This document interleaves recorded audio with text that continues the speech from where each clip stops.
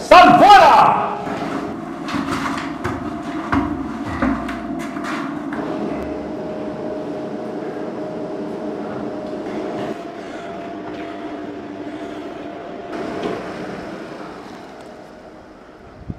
En la Biblia encontramos muchas historias de personas que fueron resucitadas por el poder de Dios.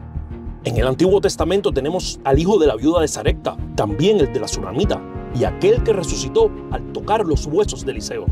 Mientras que en el Nuevo Testamento tenemos a Jesús resucitando al hijo de la viuda de Naín, la hija de Jairo, y también el libro de los Hechos nos relata resurrecciones llevadas a cabo por los apóstoles en su nombre. Pero a diferencia de estos casos, que se trataba de personas que habían muerto recientemente, en el milagro que analizaremos hoy, la persona llevaba más de 4 días en el sepulcro, en estado de descomposición. Y para conocer mejor sobre este evento, hemos llegado a la ciudad de Jerusalén y tomamos un taxi justo frente a la muralla oriental para dirigirnos hacia la antigua aldea de Betania, en donde vivían María, Marta y Lázaro, los cuales eran amigos de Jesús. Y en esta aldea fue donde tuvo lugar ese gran milagro.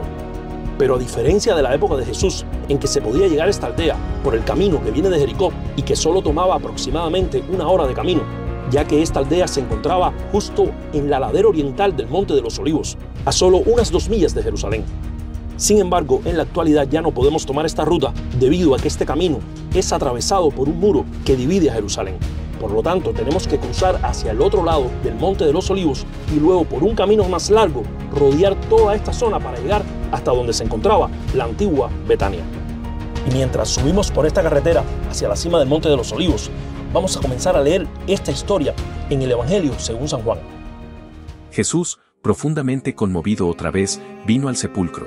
Era una cueva y tenía una piedra puesta encima. Dijo Jesús: «Quitad la piedra». Marta, la hermana del que había muerto, le dijo: «Señor, hiede ya, porque es de 4 días». Jesús le dijo: «¿No te he dicho que si crees, verás la gloria de Dios?». Entonces quitaron la piedra de donde había sido puesto el muerto, y Jesús, alzando los ojos a lo alto, dijo: «Padre, gracias te doy por haberme oído. Yo sabía que siempre me oyes, pero lo dije por causa de la multitud que está alrededor, para que crean que tú me has enviado». Y habiendo dicho esto, clamó a gran voz: «Lázaro, ven fuera». Y el que había muerto salió, atadas las manos y los pies con vendas, y el rostro envuelto en un sudario. Jesús les dijo: «Desatadle y dejadle ir». Entonces muchos de los judíos que habían venido para acompañar a María y vieron lo que hizo Jesús, creyeron en él, pero algunos de ellos fueron a los fariseos y les dijeron lo que Jesús había hecho.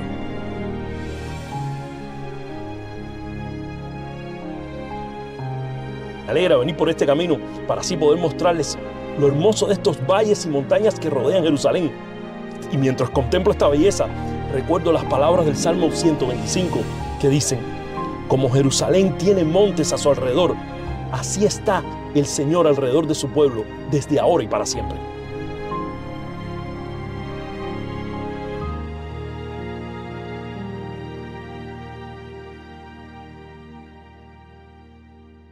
Bueno, ya estamos entrando a la ciudad de Al-Sariyah. Así es el nombre de la actual ciudad donde se encontraba Betania. Este nombre en árabe significa lugar de Lázaro, haciendo referencia a ese gran milagro que Jesús realizó aquí.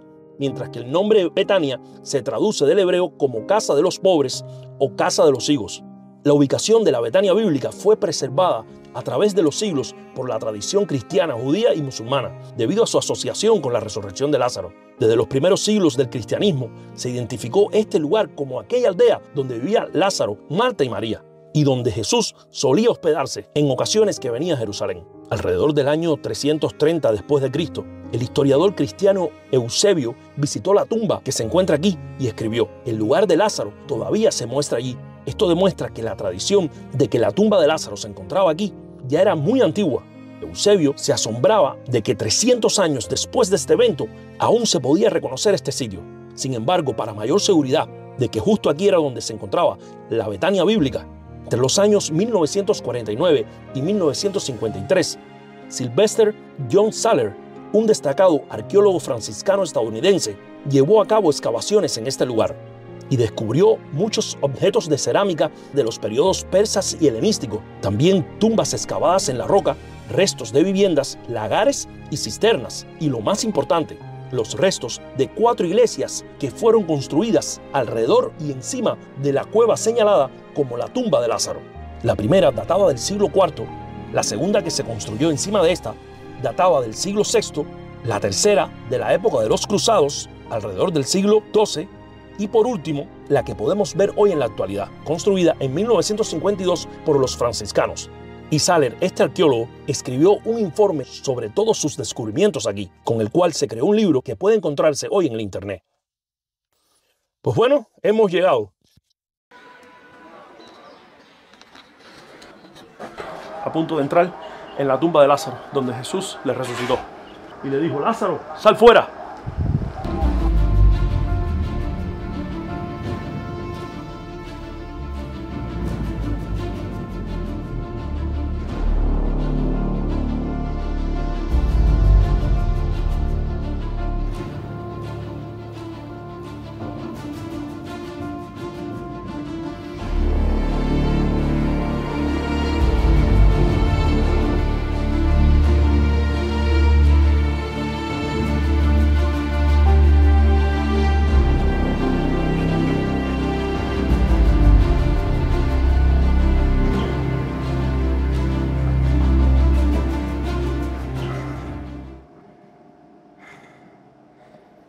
Se siente el olor a muerto en este lugar.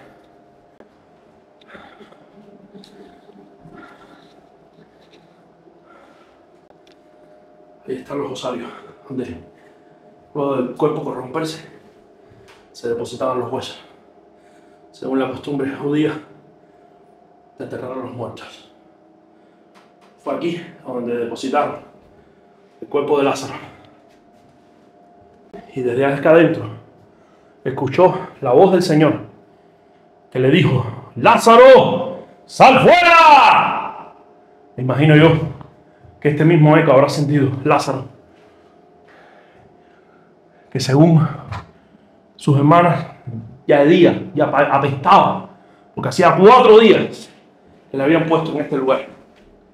Pero así llegará el momento en que todos los muertos en Cristo oirán la voz del Hijo de Dios que les diga: salgan fuera. Y también, ya sea que nosotros vivamos con Cristo o que habremos muerto y estemos sepultados, escucharemos la voz del Señor que nos diga también: Ricardo, Rolando, María, Débora, como quiera que te llames, ¡sal fuera!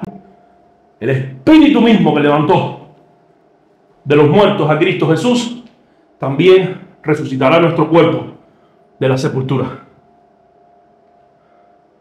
Esa es nuestra esperanza, como escribe el apóstol Pablo en su carta a los Corintios. Por eso es que trabajamos, sufrimos, porque creemos que el mismo que resucitó a Jesús nos resucitará también a nosotros en el día postrero. Si Cristo nos resucitó, vana es nuestra fe. Comamos y bebamos, que mañana moriremos. Pero porque Cristo resucitó, nosotros podemos estar confiados que porque Él vive, nosotros viviremos el mañana. ¡Quiten la piedra!, dijo Jesús. ¿Pero cómo van a quitar la piedra? Si hace 4 días que está muerto, 4 días que está enterrado en esta tumba.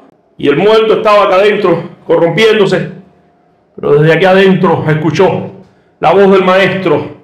El Maestro que había sido su amigo durante la vida. Y asimismo el Señor está esperando que seamos sus amigos. Porque aquellos que son sus amigos, un día también, desde su sepulcro, escucharán la voz del Señor: ¡sal fuera! Y al estar aquí, no puedo dejar de pensar en cómo es posible que hayan personas que llegaran a creer que Lázaro, luego de su resurrección, obtuviera ciertos poderes o privilegios para conceder milagros. Algunos hasta confunden a este Lázaro con el de la parábola del mendigo que encontramos en Lucas 16. Pero este personaje no tiene nada que ver con el mendigo.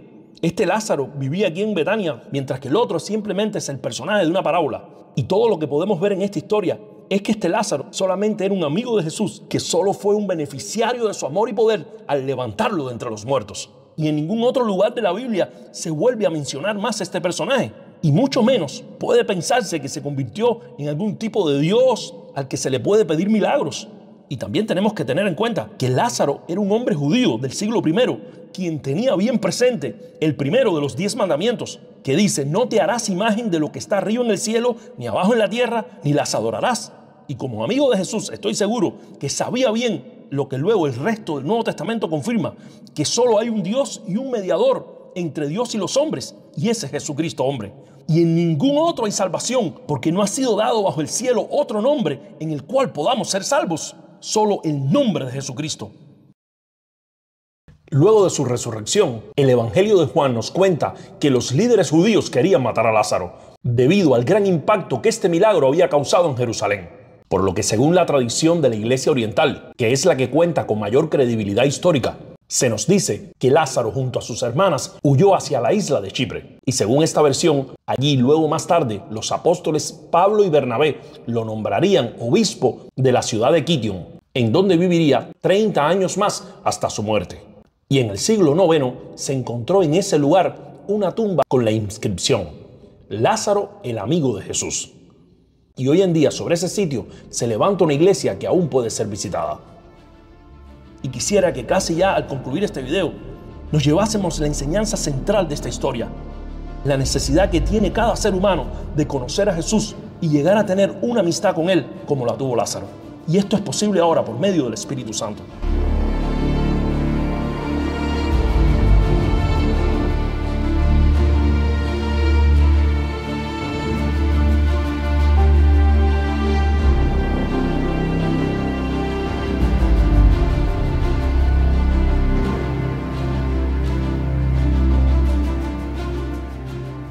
Ya al comenzar a salir de esta ciudad a la cual Jesús arribó hace 2000 años ante la noticia de la muerte de su amigo, quiero que nos vayamos recordando las palabras de Jesús a Marta al llegar aquí, cuando le dijo: yo soy la resurrección y la vida, y el que cree en mí, aunque esté muerto, vivirá.